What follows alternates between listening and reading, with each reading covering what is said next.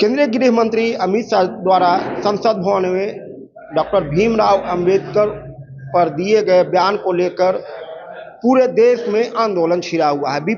विपक्ष के सभी दलों के नेता इसका विरोध कर रहे हैं। तो अब यह बिहार में आंदोलन का रूप ले रहा है, और वह भी उस समय जब 2025 का बिहार विधानसभा चुनाव होना है, और उससे पहले अब विपक्ष इस मुद्दे को भुलाने की प्रयास में कोशिश कर रही है कि यह मुद्दा अगर बरकरार रहा तो कहीं ना कहीं 2025 में विशेष फायदा मिलेगा।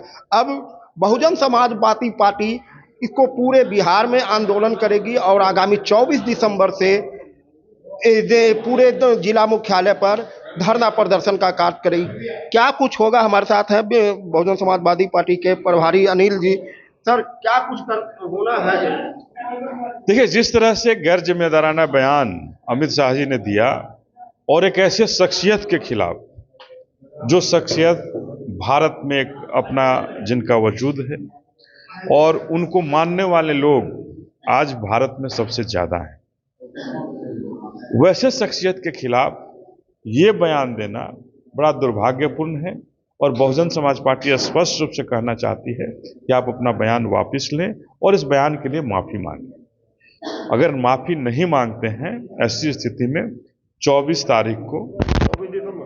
दिसंबर को पूरे प्रदेश के जिला मुख्यालय पर हम सभी बहुजन समाज पार्टी के लोग धरना प्रदर्शन देंगे, और धरना प्रदर्शन देकर के अमित शाह को बाध्य करेंगे कि आप इस बयान को वापस करें, वापस लें और माफी मांगें। उसके बाद भी अगर नहीं माफी, निश्चित रूप से और भी बड़े आंदोलन की तैयारी होगी। चूंकि बाबा साहब के बारे में जो उन्होंने अच्छी बात की कि भगवान का नाम लोगे तो स्वर्ग जाओगे, इतना नाम भगवान का लिए होते तो स्वर्ग चले जाते।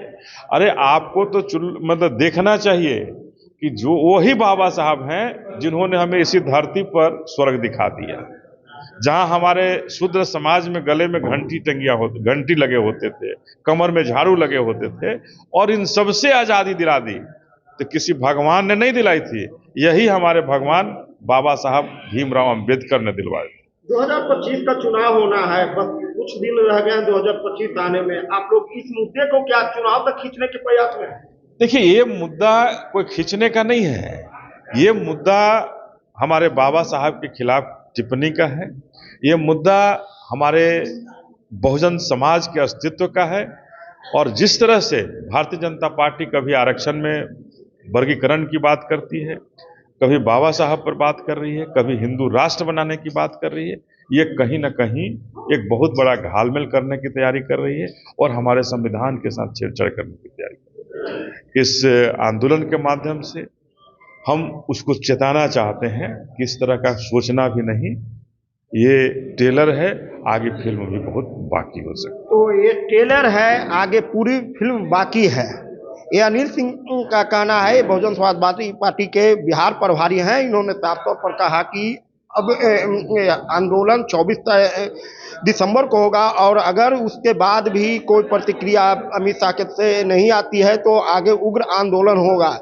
लेकिन कहीं ना कहीं यह साफ दिख रहा है कि विपक्ष 2025 के चुनाव के पहले इस मुद्दे को चुकना नहीं चाहती है, और इसको लेकर लगातार बीजेपी को घेरने के प्रयास में है। परमानंद सिंह, एबीपी न्यूज, पटना।